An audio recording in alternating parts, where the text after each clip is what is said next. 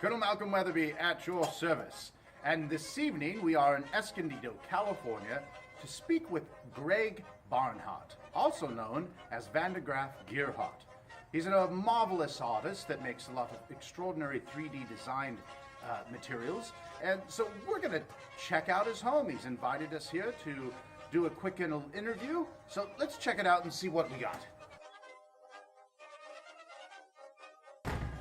Colonel Weatherby, good to see you again, sir. How are you? You're just in time for cocktails. Oh, marvelous. You're just in time for cocktails, Jameson, sir. Old Jameson, absolutely, sir. Good. All right, nice to see you again. Thank you for welcoming me into your home this evening, and I hear you have some things that you'd like to show me that are new. I have some new pieces, I do, because you've been here before, and I have some new pieces to show you. Well, let's start here in this All main right. room. What? I know this was probably one of your first pieces. It was. Briefly, tell me about some of the elements that you used to put this together. Well, this was for a party we had. It was our very first steampunk party. And we went in the backyard. I had these old steps that were rotted away, and I brought them in, and I screwed them to the wall, and then I got some old rusty chains and gears and motors, and this was just for a party.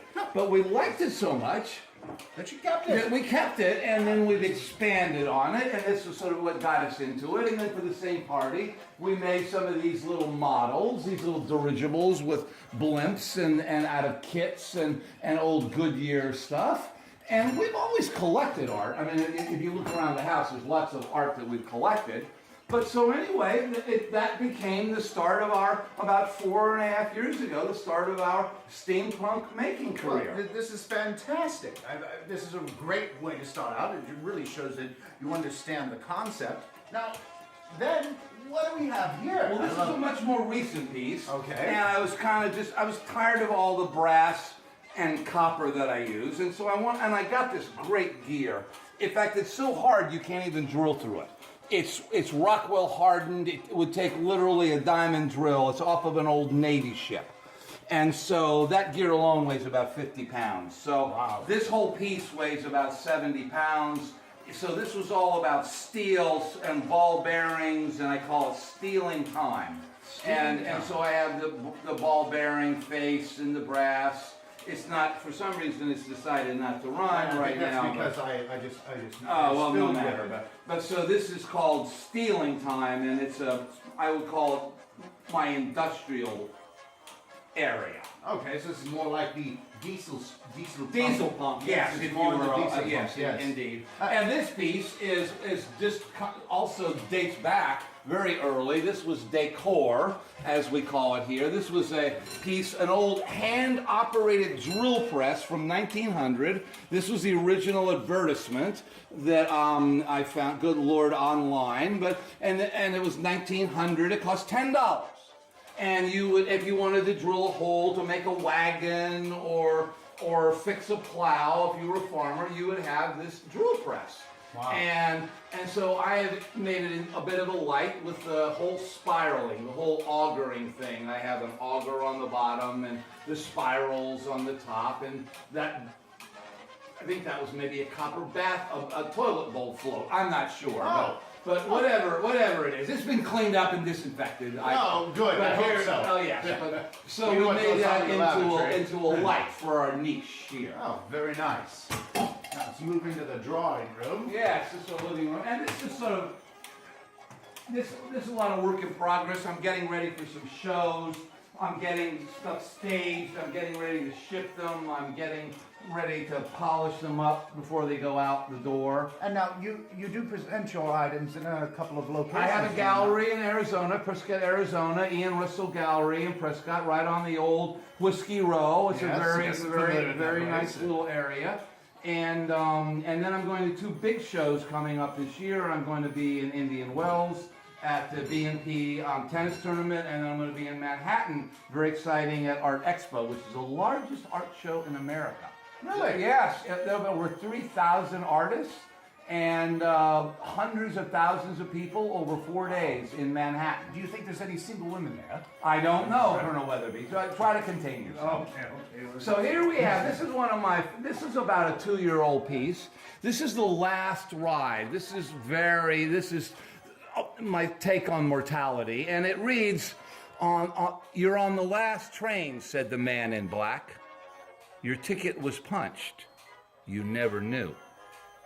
And on the hour, to remind you of the fact that your mortality is coming, is every hour the train leaves the station.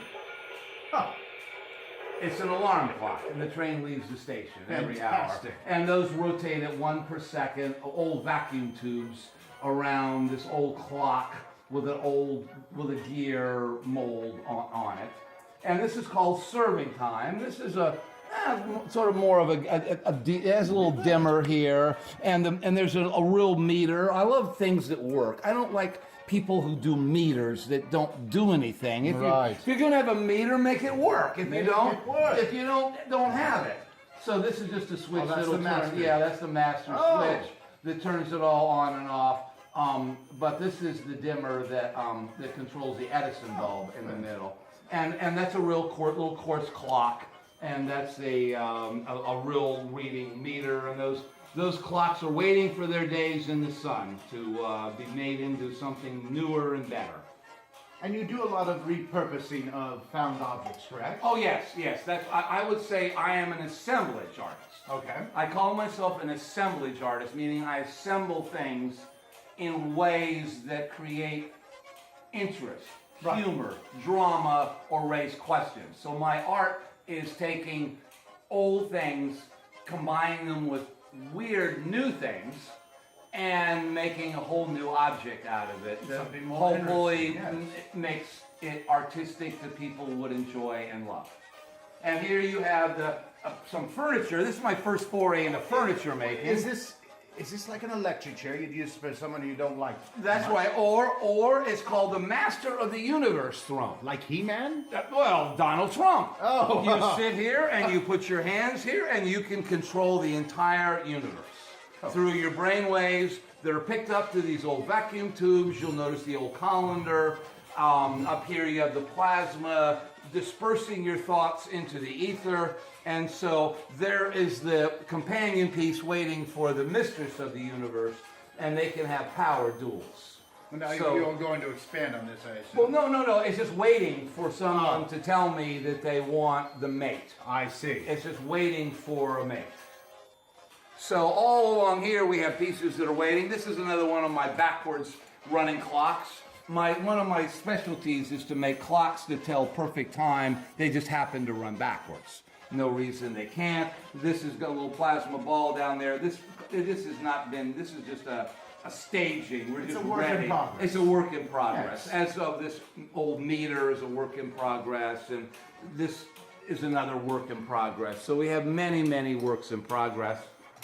This, by the way, is also a fairly early piece. This is another one of my more thoughtful pieces, I call them, because it has so many messages, but it's about the prisoner of time. And there's a poem that relates to all of the elements of the clock from the time that man first understood time and the sundial and racing against time and then the hourglass, and now we're all prisoners. When the alarm clock goes off, we have to sit up in our cells and we have to go to work, and we're just totally tyrannized by time. Here you have a tortoise clock, as of the tortoise and the hare, that relates to the beginning of time. He goes to sleep. All this is microcomputer controlled, stepper motors, everything is electronic here. That's fascinating. Now, I see that you've used, unlike other artists that just create things, and guns and lamps and whatnot, you seem to have a theme of this time. Time is very important. Time is a real issue for me. I just like exploring time, how we're so trapped by time. We talk about time, and yet we never really examine time. Right. I don't think as people, we never say, well, how are you handling the time pressure? You know, it's all about time. Oh, I got to pick up my children. I have to be on time. I have an appointment. Right. That's tyranny. That is tyranny. Don't tell the Queen that. Well, it's tyranny of time. Is Yeah, what I. that's That true. is. It's We what all I have call it. limitations. Oh, look, here.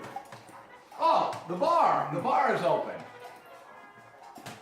Now, above the bar, you also... Oh yes, above the bar. Above the bar there, you created I that. do some more mundane things. Some lighting. I make lights, you know, and I've done that. I've done those for some clients that like, you know, a certain sort of industrial steampunk look, and so I've made those things.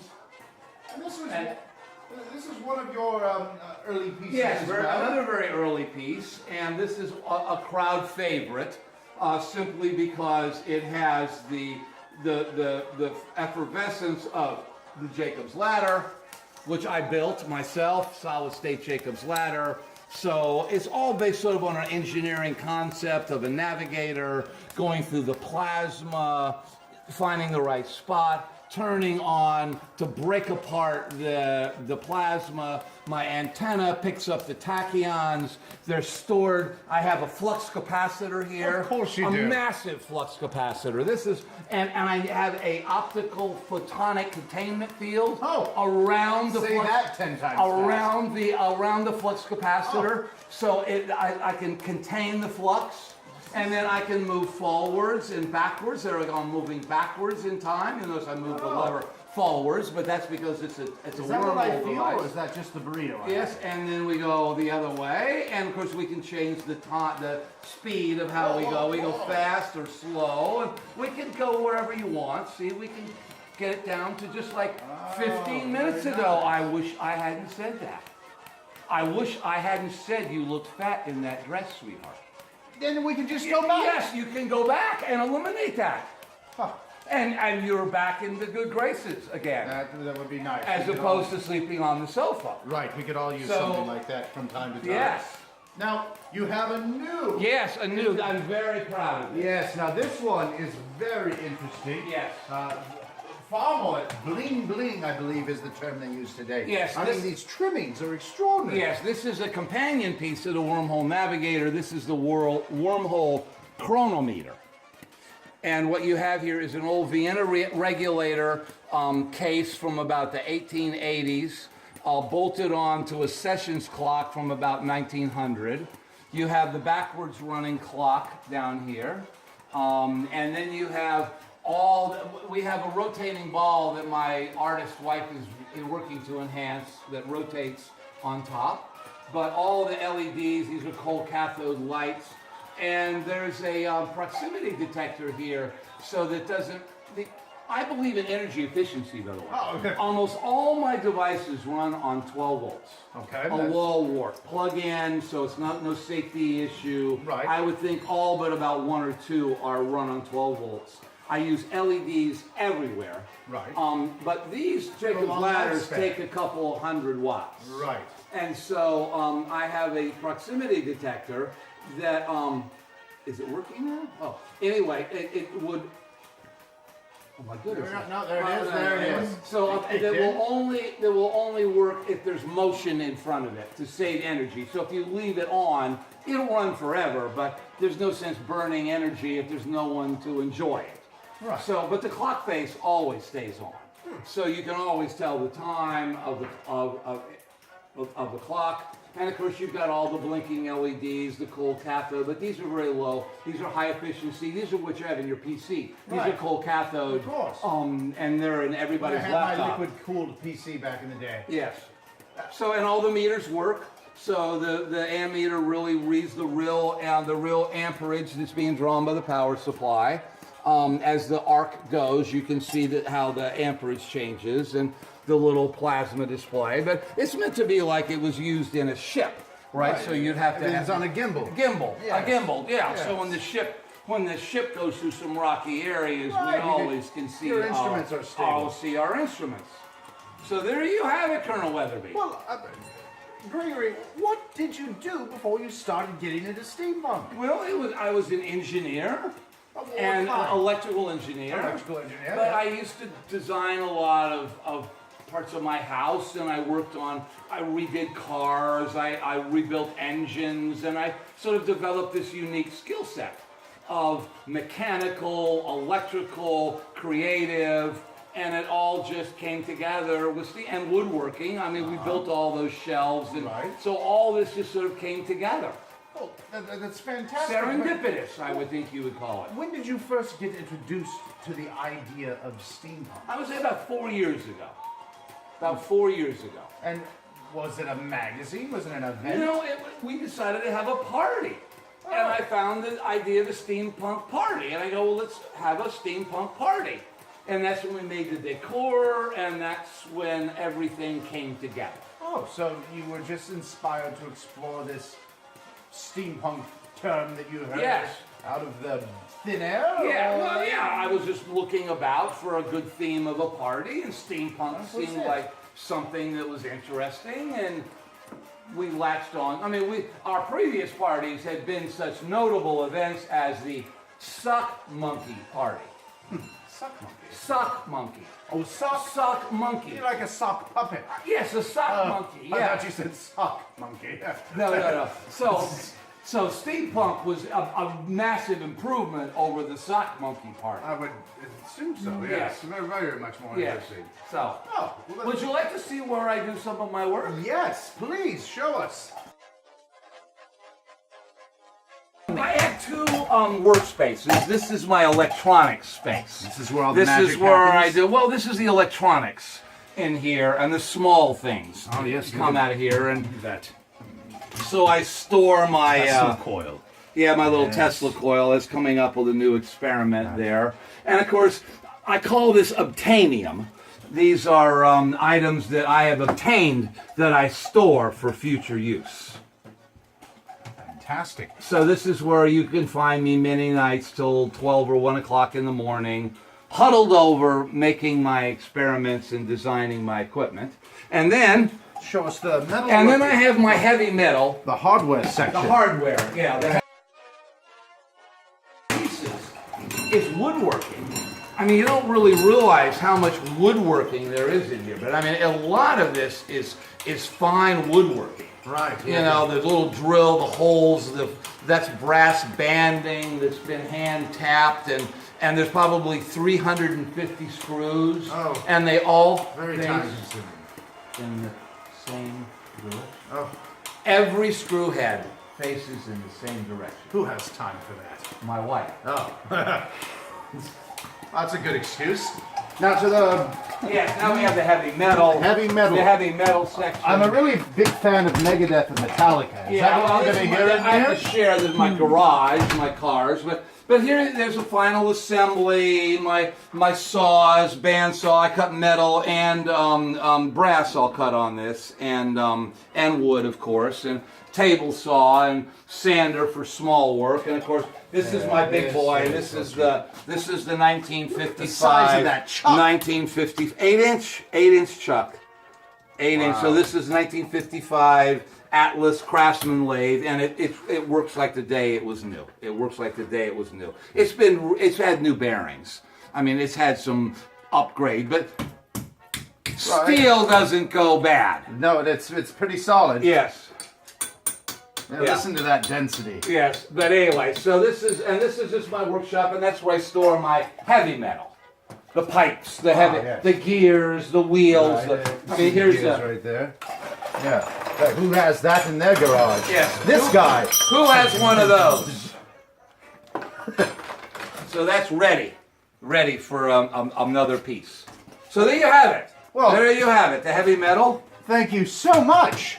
I mean, everybody's going to enjoy these wonderful pieces that you shared with us, and your home is fabulous. And thank you for the beer. Well, unfortunately, we have to meet a very strict time schedule. All right, Colonel. Well, thank you for stopping by. You're I very wish welcome. we had more time to have some conviviality. Well, I wish you had the ability to travel with me next weekend to the world's largest meteorite show in Tucson, Arizona. Wow. Yes, a huge collection of meteorites that have been collected all throughout time. They are going to be on display in Tucson, and I figured that'd be a great opportunity for me to go check it out and see what meteorites look like. Yes. Right. So, All right. thank you so Thank much you for so your much for time. coming, and sir. you have a pleasant evening. All righty. And God save the Queen. God save the Queen. Thank you so much for watching today's episode. Below are listed all of the important websites and locations where you can find more information about what was covered today. Thank you so much, and have a pleasant day. God save the Queen.